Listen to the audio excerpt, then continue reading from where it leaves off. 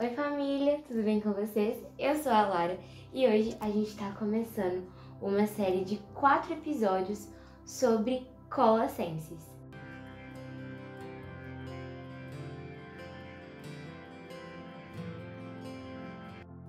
Bom, hoje a gente vai falar sobre Colossenses 1 e antes eu queria falar o porquê que a gente está fazendo essa série.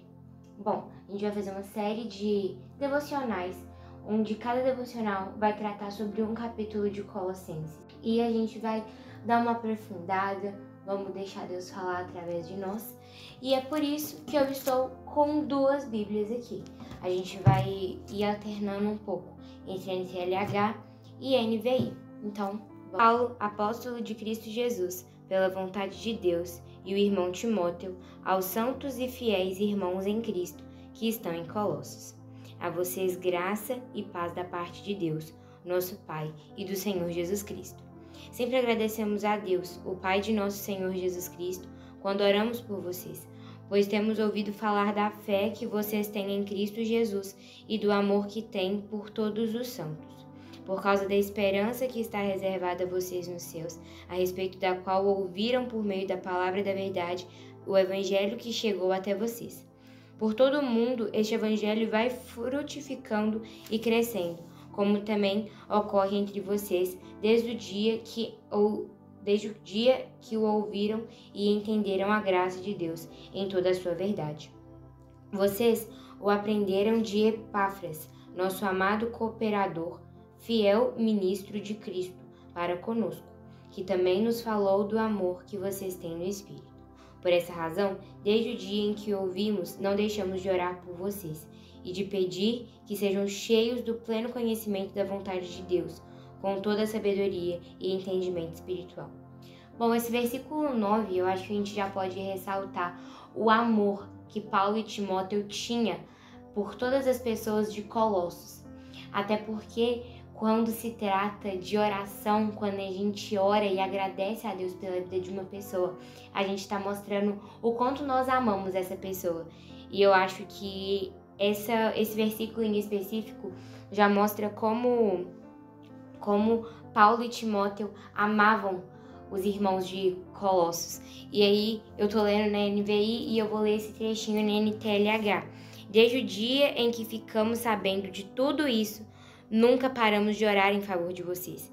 Pedimos a Deus que encha vocês com conhecimento da sua vontade e com toda a sabedoria e compreensão que o Espírito de Deus dá. E aí no versículo 10 continua: desse modo vocês poderão viver como o Senhor quer e fazer sempre o que agrada a Ele. Vocês vão fazer todo tipo de boas ações e também vão conhecer a Deus cada dia mais. A cada momento que a gente vai lendo, a gente consegue ver esse amor que Paulo tem pelos colossenses. E eu acho que esse versículo 9, e em sequência desse versículo 10, pode nos mostrar um pouquinho desse amor. Pedimos a Deus que vocês se tornem fortes com toda a força que vem do glorioso poder dele, para que possamos suportar tudo com paciência. Então, eu acho que isso é uma coisa que a gente sempre fala para as pessoas, né? Se você pede paciência para Deus, ele não te dá a paciência ali na bandeja. E sim, Ele te dá formas para você poder mostrar a sua paciência. E isso eu acredito que não seja fácil para ninguém. Assim como não foi para Paulo e Timóteo, tenho certeza que também não foi fácil para os colossenses. Sendo fortalecidos com todo o poder de acordo com a força da sua glória, para que tenham toda a perseverança e paciência com alegria, dando graças ao Pai, que nos tornou dignos de participar da herança dos santos no reino da luz. Então, nesse versículo 12, já nos traz de novo que nós fazemos parte da herança de Deus. A gente volta lá em João 1, que o Verbo se fez carne e tudo mais, e agora nós podemos fazer parte. Ele nos deu o direito de sermos chamados filhos de Deus. E nós podendo sermos chamados filhos de Deus, nós podemos participar da herança dos santos no reino da luz. Pois ele nos resgatou do domínio das trevas e nos transportou para o reino do seu Filho amado, em quem temos a redenção, a saber, perdão dos pecados. Eu acho que a cada vez mais que a gente vai lendo, a gente vai se apaixonando por esse livro. Eu particularmente tenho Colossenses como um dos meus livros favoritos. E, sem sombra de dúvidas, Colossenses é a minha carta favorita. Porque é uma carta pequena, mas é uma carta que deixa explícita a grandiosidade e a gloriosidade de Deus e o amor que Paulo tem pelos outros. E, novamente, nós podemos ver na Bíblia como tudo coopera para a salvação, para a redenção, pois Ele nos resgatou do domínio das trevas e nos transportou para o reino do Seu Filho amado, em quem temos a redenção, a saber, o perdão dos pecados. Então agora nós não somos mais pecadores, nós não precisamos mais viver com o peso da culpa, porque Ele já se entregou por nós. Né? Isaías 53, eu lembrando pela música do Projeto Sola, a oferta pela culpa Ele ofereceu. Então, a gente continua agora, a partir do versículo 15, falando sobre a supremacia de Cristo. E esses versículos são versículos que mexem muito comigo e vocês vão entender o porquê. Ele é a imagem do Deus invisível, o primogênito sobre toda a criação. Ele é a imagem do Deus invisível.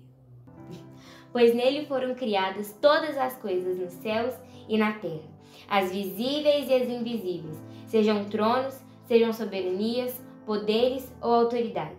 Todas as coisas foram criadas por Ele e para Ele. Ele é antes de todas as coisas e nele tudo subsiste. Ele é a cabeça do corpo que é a igreja. É o princípio e o primogênito dentre os mortos, para que em tudo tenha supremacia.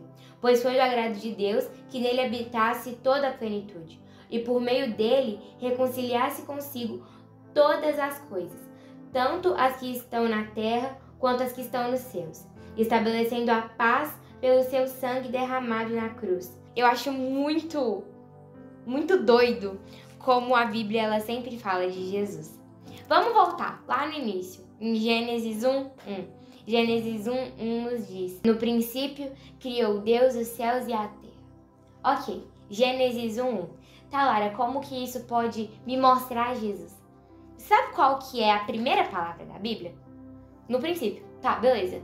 Mas a primeira palavra da Bíblia, no original, o Velho Testamento, escrito em hebraico, diz Bereshit bara Elohim et has-hamaim ve'et haaretz. Esse é o primeiro versículo da Bíblia. Porém, Bereshit é a primeira palavra da Bíblia. E Bereshit tem 5 significados. E esses 5 significados em Colossenses 1 são atribuídos a Jesus. Vamos ver? Ele é o primeiro, que aqui fala, ele é antes de todas as coisas, ou seja, ele é o primeiro. Ele é a cabeça, cabeça é o segundo significado. O princípio, o primogênito. E tudo isso acontece para que ele tenha a primazia. 5 significados atribuídos em uma palavra que é Bereshit. E aí a gente pensa, né? João 1. No princípio era o verbo estava com Deus e o verbo era Deus. Então a gente já pode ver. No início era a palavra estava com Deus e era Deus. Bereshit. Que a gente pode ver em Colossenses 1 como isso tudo se encaixa. Antes, vocês estavam separados de Deus e na mente de vocês eram inimigos por causa do mau procedimento de vocês. Mas agora, Ele os reconciliou pelo corpo físico de Cristo, mediante o amor para representá-los diante deles santos, inculpáveis e livres de qualquer acusação. Desde que continuem alicerçados e firmes na fé, sem se satisfazerem da esperança do Evangelho que vocês ouviram e que tem sido proclamado a todos os que estão debaixo do céu. Esse é o Evangelho do qual eu, Paulo, me tornei ministro. É muito engraçado a gente pensar como Paulo ele era um grande perseguidor da igreja.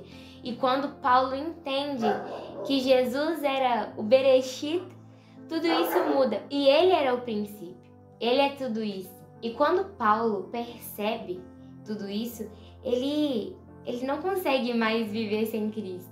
É como se escamas estivessem caindo dos olhos de Paulo. Quando ele entende, quando ele aceita a Jesus, quando ele deixa de ser cego depois dele chegar em Damasco.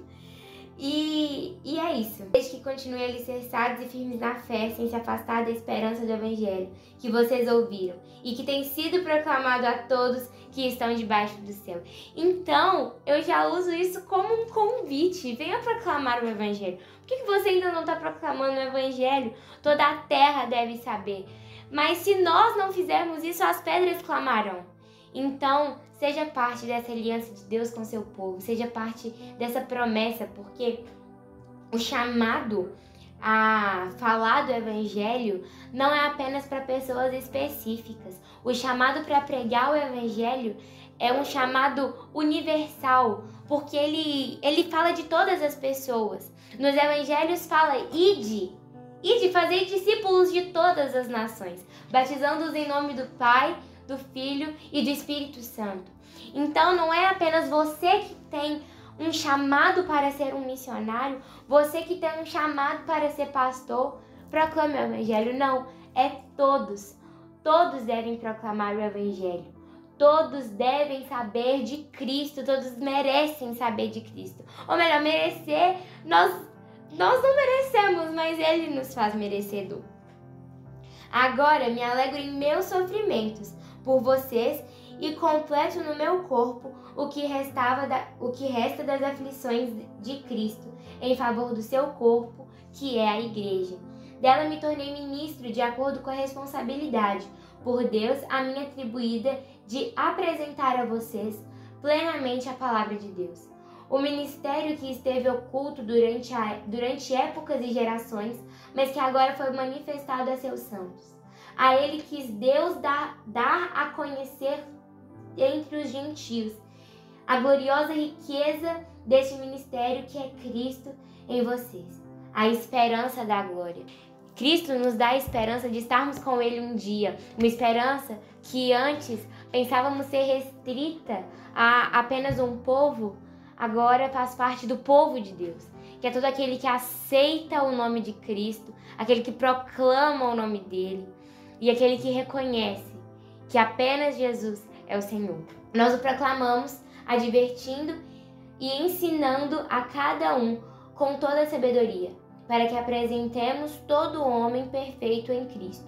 Para isso, eu me esforço lutando conforme a sua força, que atua poderosamente em mim. Eu deixo uma reflexão de o que nós estamos fazendo para que a força que nós estivermos usando será a força de Cristo. E aí, como eu gosto de intercalar as versões, no versículo 27, né, NTLH, tá assim: o plano de Deus é fazer com que seu povo conheça esse maravilhoso e glorioso segredo que ele tem para revelar a todos os povos. E o segredo é esse: Cristo está em vocês, o que lhes dá a firme esperança de que vocês tomarão parte na glória de Deus. Esse versículo fala sobre o plano de Deus e que tem um segredo. E o segredo é que Cristo está em nós. Esse segredo revelado é o Espírito Santo. Então, explicando um pouquinho do porquê Colossenses, a carta do amor, o que eu disse desde o início do vídeo, que Colossenses é uma carta onde Paulo mostra completamente o amor pelos irmãos da igreja de Colossos e também o amor de Deus por Jesus. O amor de um pai, o amor do pai pelo seu filho Jesus é tão grande que Deus criou o universo para Jesus. Isso deixa isso explícito, que o universo foi criado apenas para Jesus, pois por meio dele Deus criou tudo no céu e na terra, tanto o que se vê quanto o que não se vê, porque por ele e para ele todas as coisas foram criadas. Então, bom, é isso que a gente pôde refletir um pouquinho de Colossenses 1. É um livro pequeno, mas um livro que nos traz grandes ensinamentos, um livro pequeno, mas um livro que nos traz grandes reflexões, que nos traz grandes aprendizados. E eu espero que você possa estar aprendendo muito junto comigo sobre Colossenses. E é isso. Um beijo e até o próximo capítulo de Colossenses.